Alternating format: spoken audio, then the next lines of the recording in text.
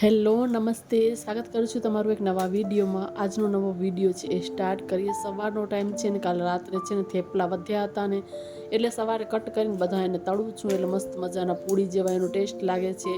એમને એમ જો થેપલા પડ્યા રહે ને તો કોઈ જ ખાતું નથી અને ખરાબ પણ થઈ જાય છે ને જો આવી રીતના થેપલા વધ્યા હોય ને તો આવી રીતના તળીને ડબ્બો ભરીને જો મૂકી દઈએ ને તો મહિનો સુધી જરાય ખરાબ નથી થતા. એટલે બધા થેપલા છે ને આવી રીતના કટ કરી લીધા છે. તમે ઈચ્છો તો આખા પણ તળી શકાય, પણ ડબ્બામાં રાખવા ઇઝી થઈ જાય એટલે આવી રીતના કટ કરી અને જો બધા છે ને થેપલા છે તળી લઈશ એટલે સરસ ક્રન્ચી અને ક્રિસ્પી છે ને પૂરી જેવા જ લાગે છે. તો હું તો જ્યારે થેપલા વધે ને ત્યારે આવી રીતે જ બધા મૂકું છું. તમે લોકો કેવી રીતે રાખો છો ને કોમેન્ટ કરીને જરૂરથી જણાવજો. સરસ મજાના જે ક્રિસ્પી ને ક્રન્ચી જાણે કે આપણે પૂરી બનાવી હોય ને એવા જ ક્રિસ્પી ક્રન્ચી કડક સરસ જે થઈ ગયા છે. એટલે છે ને હવે આને ડબ્બામાં ભરી અને મૂકી દઈશ એટલે ચા સાથે બહુ જ સરસ લાગે છે. ટ્રાવેલિંગમાં લઈ જાય ને તો પણ આપણને ચાલે. એટલે આવી રીતે થેપલા કરીને જો આપણી પાસે સમય ન હોય તો આવી રીતના કટ કરીને બધા તળી લઈને તો ઇઝી થઈ જાય છે. જો ડબ્બો ભરીને આવી રીતના મૂકી દઈશ એટલે સવારે ચામાં પણ સરસ લાગે છે, ચટણી સાથે એમાં બી સરસ લાગે છે. હમણાં તો આંબાની સિઝન છે, કેરીની, એટલે કેરીની ચટણી સાથે બહુ જ ટેસ્ટી લાગે છે, સારા લાગે છે. તો ડબ્બો બંધ કરીને જો આવી રીતના મૂકી દઈશ ને પછી બધા બીજા જે કામ કરવાના છે એ હું કરીશ આગળના. એટલે મેં ચાલો વિડીયો છે ને એ પણ સ્ટાર્ટ નહોતો કર્યો તો એને પણ કરી દીધું. ને જો નવું માટલું છે ને એ લીધું છે. ગરમીની સિઝન બહુ જ સ્ટાર્ટ થઈ ગઈ છે ને એટલે માટલાનું ઠંડુ પાણી છે ને પીવાનું બહુ જ સારું લાગે છે. એટલે હું ફ્રીજનું પાણી નથી પીતી એટલે જો માટલું છે ને એ લઈ લીધું છે. તો આખી રાત એને ભરીને મૂક્યું હતું. હવે અત્યારે જો ખાલી કરી એકદમ સારી રીતને એને વિચરી અને પછી છે ને બધું પાણી છે ને ભરી લઈશ.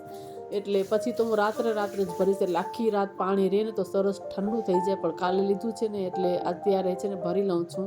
અને સરસ જો આવી રીતના પ્રિન્ટ છે ને એ હું તમને દેખાડતી હતી.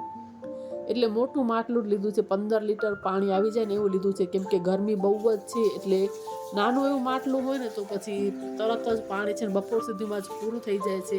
પછી ભરીએ તો જલ્દી ઠંડુ નથી થતું ને એટલે 15 લીટરનું છે ને એ જ માટલું લીધું છે. એટલે આખી રાત છે ને ઓવરનાઇટ આપણે પાણી ભરીને મૂકી દઈએ ને તો બીજા દિવસે એકદમ સરસ છે ને ઠંડુ થઈ જાય છે. અને ઉપરથી જો કપડું પણ આપણે આવી રીતના થોડુંક ભીનું કરીને મૂકી દઈએ તો બહુ જ પાણી ઠંડુ થાય છે. એટલે જો અત્યારે છે ને વિચરીને છે ને પાણી ભરી લઈશ. એટલે આજે તો આવી રીતના કર્યું છે, પછી રાતના છે ને ભરી લઈશ એટલે ઠંડુ પાણી બહુ જ સરસ લાગે છે. અને નવું માટલું હોય ને તો મસ્ત અંદર છે ને મટ્ટીની એટલી સુગંધ સરસ આવે છે.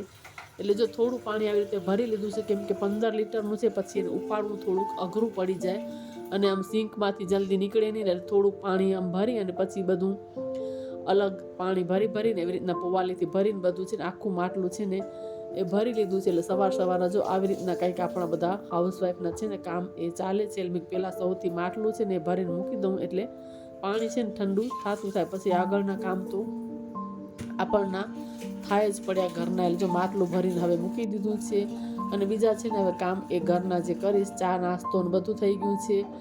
એટલે આવી રીતના જો કામ બધું ચાલ્યા કરે છે.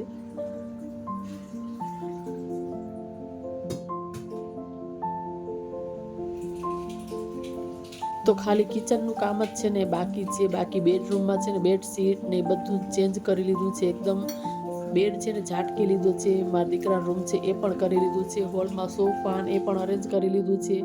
અને જો અહીંયા કને બધા નેપકિન્સ છે ને બધા ધોવામાં મૂક્યા છે. અને જો આવી રીતના કપડું છે ને ઉપરથી ઢાંકી દઈશ એટલે ક્યારેક છે ને સાધારણ પણ જગ્યા હોય તો અંદર છે ને કીડી જતી રહે છે, એટલે આવી રીતના જો કપડું ફોલ્ડ કરી ઉપર ઢાંકી દઈશ એટલે જરા પણ કચરો બી ન જાય અને કાંઈ કીડી ને એવું પણ ન જાય. એટલે જો આવી રીતના સરસ ઠંડુ થવા માટે પાણીને મૂકી દીધું છે અને કેટલું સરસ લાગે છે ને જોવામાં. સરસ મજાનું જો આવી રીતના પેઇન્ટિંગ છે માટલા ઉપર. પછી આખો દિવસ છે ને મેં કાંઈ શૂટ નહોતું કર્યું. નેક્સ્ટ દિવસ થઈ ગયો છે, અમે લોકો જઈએ છીએ મહાદેવના મંદિરે. ત્યાં છે ને મારા દેર ને દેરાણીને લોકો હવનમાં બેઠા છે, તો પૂજા છે તો ત્યાં જઈએ છીએ. તો સૌથી પહેલાં તો અમે જેમ હરરોજની જેમ મંદિરે આવ્યા છીએ, પછી ગાયને ચારો ખવડાવી અને પછી અમે લોકો નીકળશું. એટલે જો ઘણી બધી અહીંયા કાન ગાયો છે અને ચારો છે ને એ ખવડાવ્યા અને હવે અમે જઈએ છીએ મહાદેવજીના મંદિરે દર્શન કરશું. ત્યાં સરસ આયોજન છે, પ્રસાદ લેશું. તો ચાલો તમને લોકોને પણ મહાદેવજીના દર્શન કરાવીને સરસ મજાનો જો શિવ ભગવાનને એટલા શણગાર સરસ કર્યો છે, તો ચાલો મેં થોડુંક તમને લોકોને પણ દર્શન કરાવી દો. અમે પણ દર્શન કરી લઈએ, તમે પણ કરી લો. જો આવી રીતના સરસ મજાનું મંદિર છે ને એકદમ આખું સજાવ્યું છે અને અહીંયા કને છે ને હવન છે એ પણ સ્ટાર્ટ થઈ ગયું છે. અમે પણ દર્શન કરી લઈએ, પછી છે આહુતિ આપશું હવનમાં. એટલે થોડું ઘણું શૂટ કર્યું છે, બહુ બધું કાંઈ શૂટ નથી કર્યું. ચલો ઓમ માટે સાવધાન. ઓમ નમઃ શિવાય સ્વાહા. ઓમ નમઃ શિવાય સ્વાહા. ઓમ નમઃ શિવાય સ્વાહા. ઓમ નમઃ શિવાય સ્વાહા. ઓમ નમઃ શિવાય સ્વાહા. ઓમ નમઃ શિવાય સ્વાહા. ઓમ નમઃ શિવાય સ્વાહા. ઓમ નમઃ શિવાય સ્વાહા. ઓમ નમઃ શિવાય સ્વાહા. ઓમ નમઃ શિવાય સ્વાહા. ઓમ નમઃ શિવાય સ્વાહા. ઓમ બુધાય ઓમ ભગવતયે ઓમ શુક્રાય.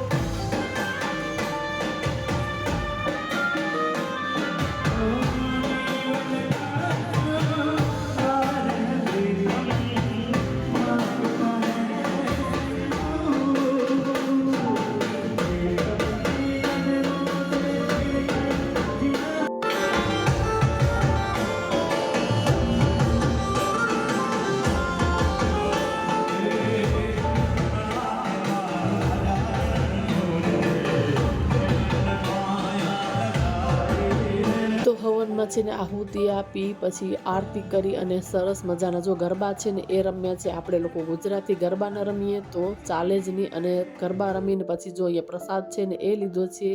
તો આજનો વિડીયો આટલો જ. વિડીયો સારો લાગે જરૂરથી ચેનલને લાઇક, શેર અને સબસ્ક્રાઈબ કરજો.